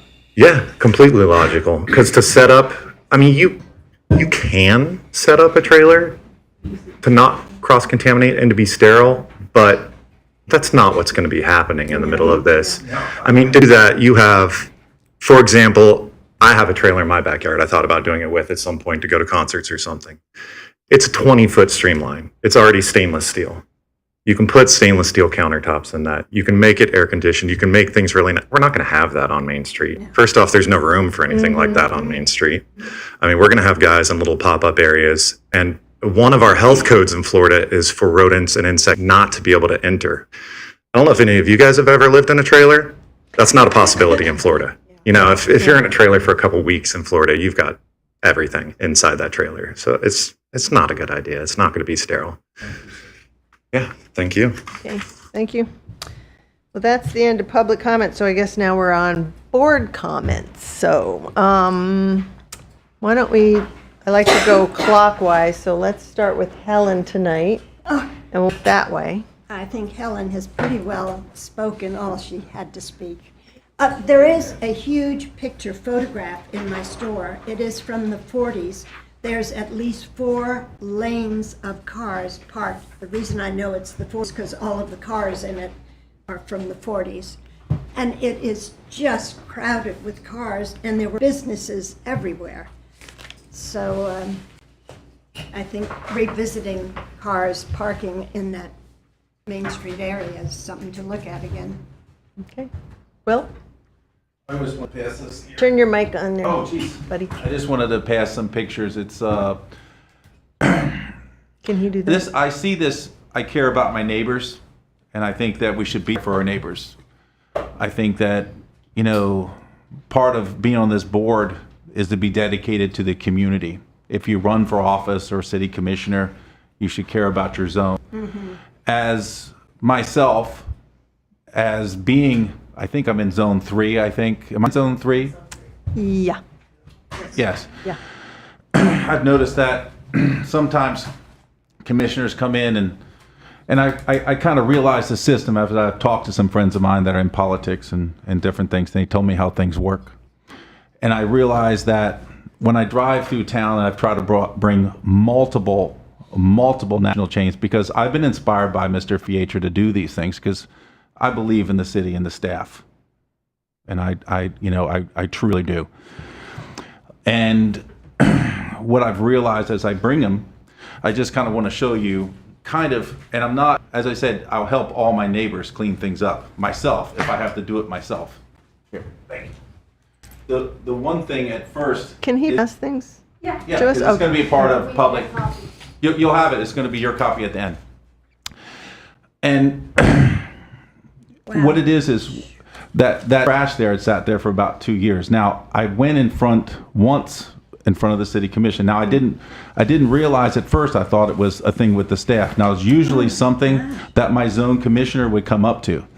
Now, as I was bringing Aldi's to come to my property, because as I know, most of my friends here that live here, I tried to bring Publix in multiple years ago.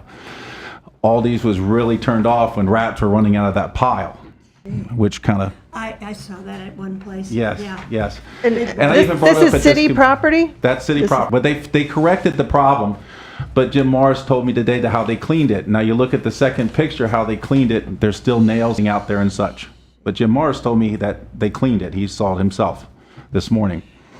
So that's the only reason I was bringing it up now. The graffiti on the city poles, I don't know how to remove that for the city.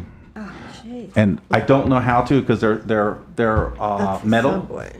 And I can try. I removed most of the graffiti off the sidewalks because when the election thing, people were a little upset and they spray painted all over everything. I had 4 volunteers. I have the Community Foundation is a non-for-profit that I was putting into 400 East, and I spent a good day or so cleaning things up until I got angry after all these kind of gave me the boot and said, listen, you know, we can't invest here. You're going to have to build the Aldi's for us to invest in Daytona. They don't seem to care about Daytona. Well, I care about Daytona. I know everybody on this board cares about Daytona. I know that all the staff members here care about Daytona. Because we drive by and look at things and we actually look at it. I don't, you know, none of us, maybe people's eyes aren't that good, you know. Even when it's clean, it wasn't really clean, even though the deputy city manager told me it was clean.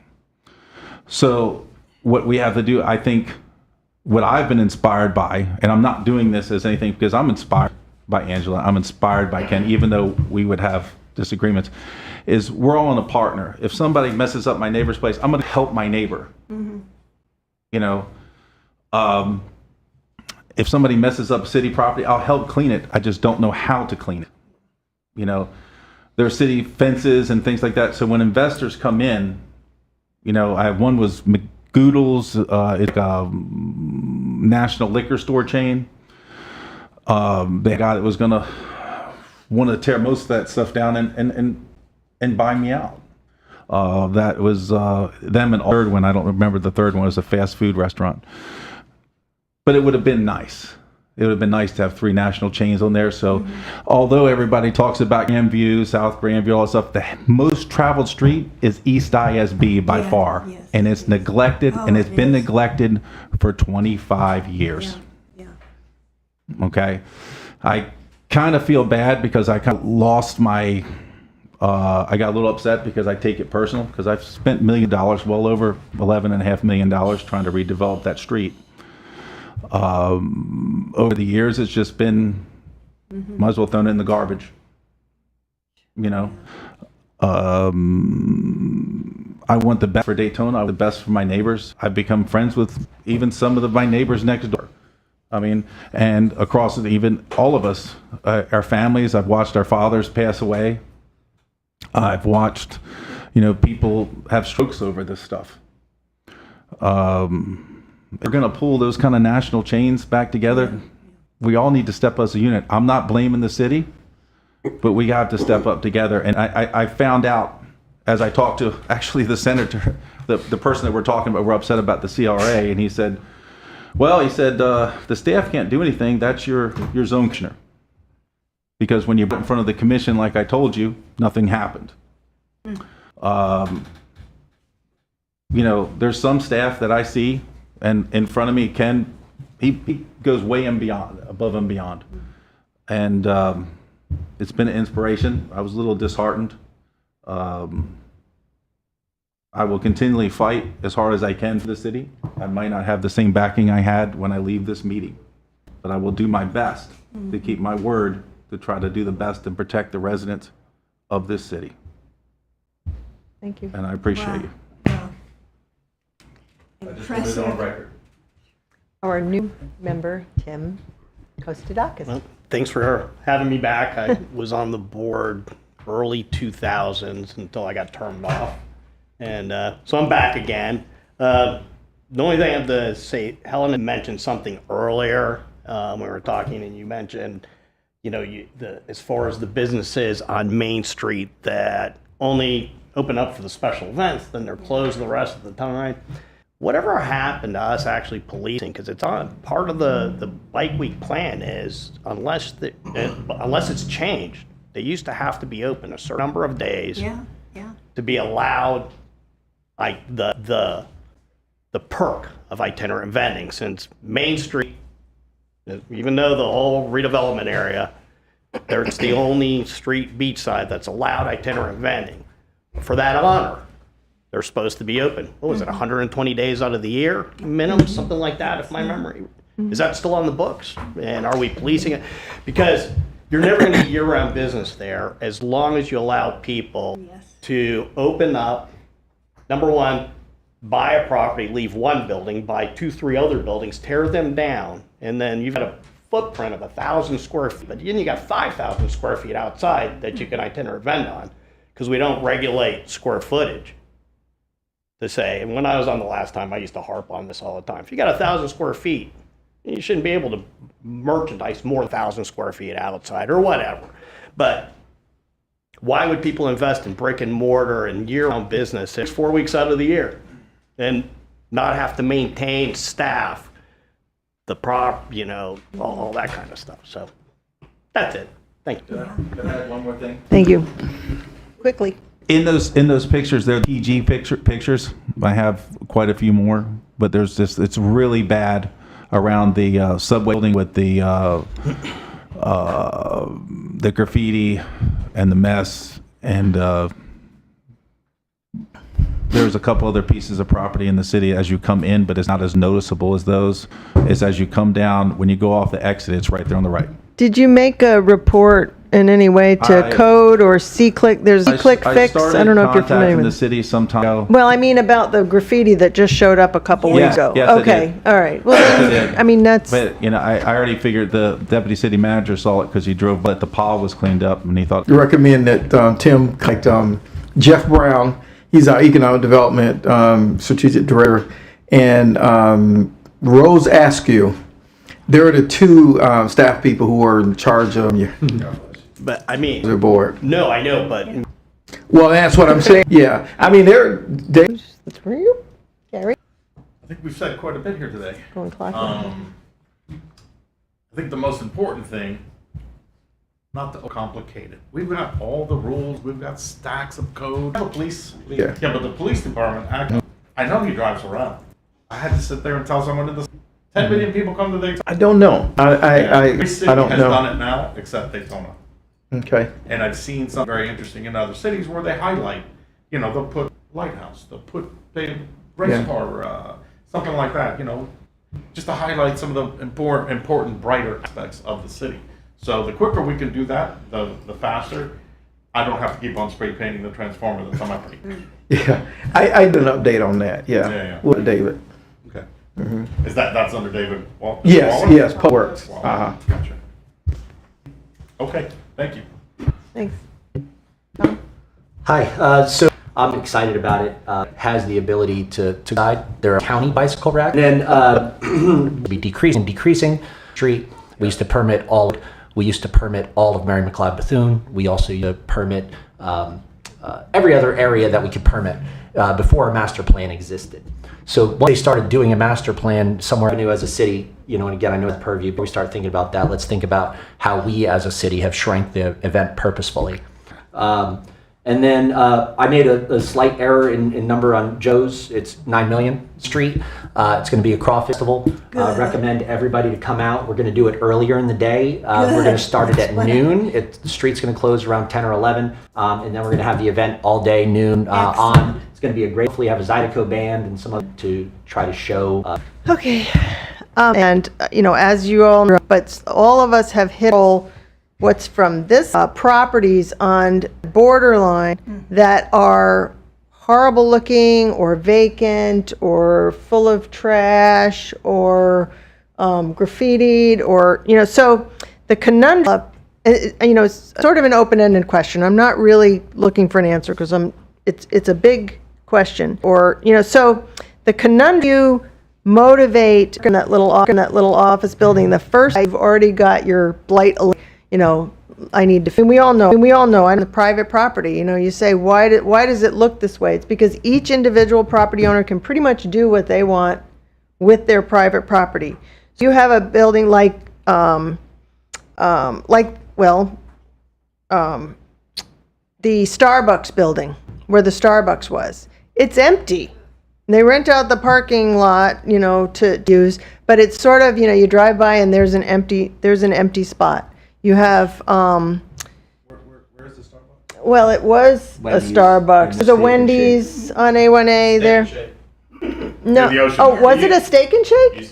Oh, It wow. was one of the originals. Yeah. Anyway, that's just like one example. So how do you compel them? You have the carrot and the stick. So you have the carrot is like a grant. So if you give people a grant, maybe they'll kind of work on it. So you've started that process, and hopefully, we're seeing some.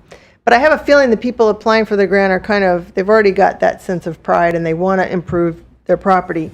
So how do you, I guess the term I'm looking for is disincentivize blight. And you hit on something of how a property owner doesn't have to really do anything if they own a property on Main Street and they can make money during Bike Week. I mean, we talked about this ad infinitum, that they make enough to pay the property taxes and, a lot more just by operating for a couple of weeks out of the year. So how do you disincentivize that? And, the question is, can we modify the permitting structure so that, Hey, who's put me on a timer? Did you put me on a timer? That was my.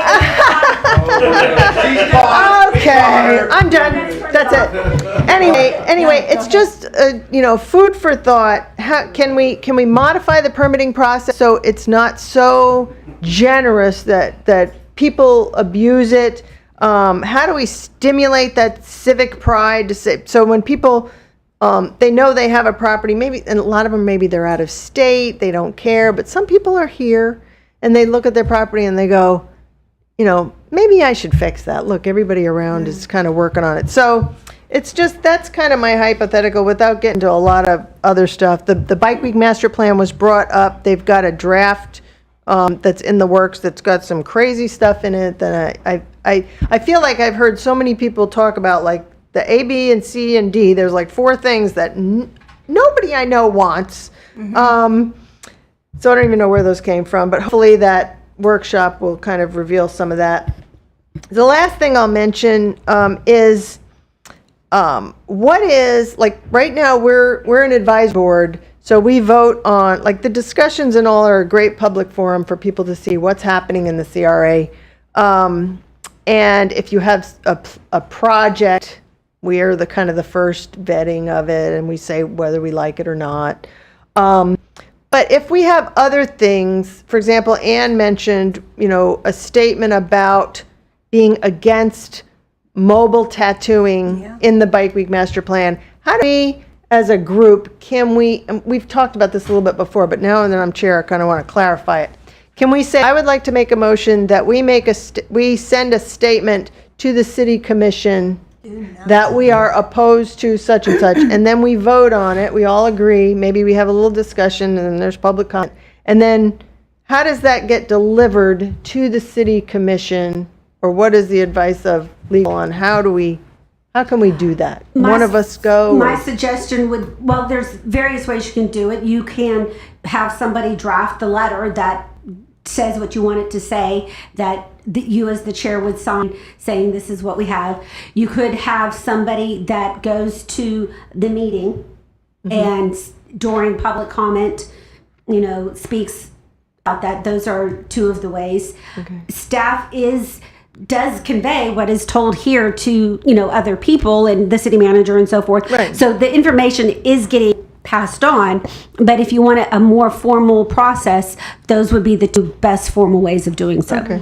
Yeah, and that would make us feel like, we have a voice, and some of the things we discuss are great, and I know you pass this along, but, public comment is important, and saying it in a commission meeting. So how about we try it? I think that's. And as far as like making a draft letter to sign, I'd have to have that beforehand that we could all vote on the wording now. But for this, maybe can I make a motion as chair, or I can't make a motion?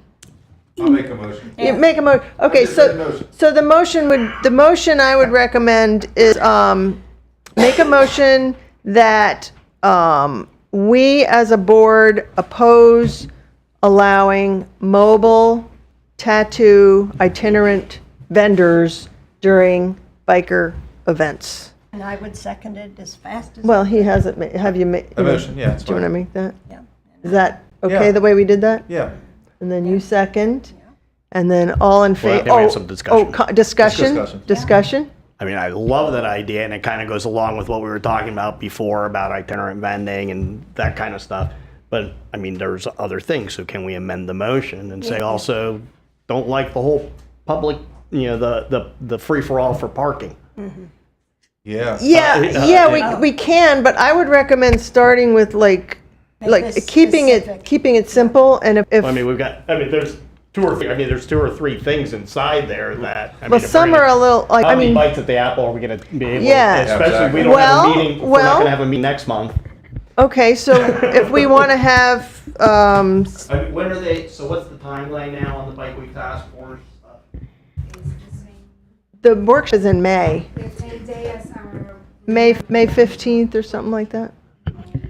So we kind of have to, After that workshop, then it's going to go back to the city. Is it going to go to the Bike Week task force first for them yeah. clean it up, and then it's gonna come back for first The reading. Bike and Week second Task Force doesn't approve the guidelines. They really, yeah, but they just. I'm on that task force. They kind of don't really. I was on the task force from 1989 until about 96, and then I got off. Yeah, well, I'm on it now. I'm on it now, and we really don't. I'd just like to, mention that I think a clean motion on just the tattoos is important. Yeah. I think when we start to get in the minutia of the parking and all the other things, it could muddy it up with a lot of it.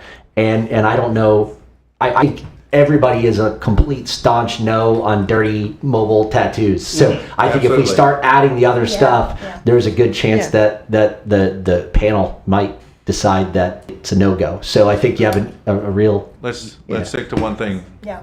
And there's I've done this before, not representing the board, because I'm not supposed to say I'm representing the board at a city commission meeting unless we've voted on it. But I go and tell them what I think about parking and what I think about the master plan. And, you could easily go to a commission meeting and speak and say, I am a member of the board, but I'm speaking, of my own personal opinion on this is, and anyway, any other comment before I take public comment? Any public comment? Uh-oh, there we go. Ann Ruby? Okay. I think it's great to keep it as simple on the itinerant tattoo parlors, but I think you could then do, and pretty quickly, another motion on no overnight RV parking on the beach side, and then also possibly on the section 3A, which is the parking on improved residential lots without authorization. Because I don't know if everybody supports that or doesn't support that. I think would be a disaster. So I would, if you wanted to take 3 separate motions on those 3 items, I think that might be a way to do that. Okay, thank you. So, Is there so there's a second, right? Yeah, there's a second. yeah, we had a second. So all in favor? Aye. Aye. All opposed? Okay, so now the question is, how do we deliver that? Do we, I'd be happy to deliver that. I don't know whether we need to vote on who Could we delivers. deliver that in a message to Angela or Ken, and then they could give it to the commission? Well, I think this is. I think speaking to the. Yeah, what the motion was to present at a commission meeting, to make the Okay. statement. So I guess I probably should have said motion to have an appointee. So I'll do it. Okay, absolutely, I And second that. Are you squeezing your eyes? Are we messing up here? Okay. Yeah, I'll make make a that, and motion then or a second. and I can officially just say the Beachside Redevelopment Board had a vote on this, and we do not like the mobile tattoo. Okay. Do not support. Okay. So now, does anyone want to make a motion that we pose allowing overnight RV camping within a mile of Main Street, anywhere that means from Jessamine Boulevard to Silver Beach? Overnight RV parking can be done. One question. The overnight RV parking, is that allowed in people's houses, or is it allowed at a specific place that's properly? No, it's like Anywhere. like a parking lot or a, I don't know, feel about that Well, damn thing. maybe we should wait then. Yeah, At least that it's one a we've little got right now. confusing, yeah. We know for sure on that one. Let's see how the workshop goes. In the city of Daytona, you can have an RV parked behind the front of your house, so your front wall. So to arbitrarily do that, I think it's outside the purview of what we're doing, just in my Absolutely. opinion. I agree. It's a On slippery that one. slope. And then the other, Dan mentioned, this is a point of discussion, I'm not making a motion, but they, in the master plan guideline draft is a proposal that, again, within a 1 mile radius, from Jessamine down to Silver Beach, anyone with a parking area, it's not supposed to be on grass, but it'll be on grass too. I mean, if you have a driveway, you can charge people to park in your driveway. Doesn't matter what your neighbor wants or what your neighborhood can accommodate, but you can have bike and or car parking during bike week. So is anyone interested in opposing that as well? Because I Well, would include that in the statement. I have mixed feelings about it. Okay. I'm going to tell you honestly, I should even excuse myself because I have paid parking lots. So I should be excused from that. But I'm voting for or seconding for that. That's my opinion. Secondly, my opinion is this. Just like it's not fair to the tattoo shops, it's not fair to the people who pay all the money to do a parking lot year round. Interesting. That's a good take. Yep. It's just So simple. I don't know, if no one wants to make that motion, we'll just go with the tattoo. Okay, That's smart. Yeah. sounds good. All right, well, I'm not that's, against it. It don't matter. unless anyone else has anything else, I think we're about to adjourn. Thank you.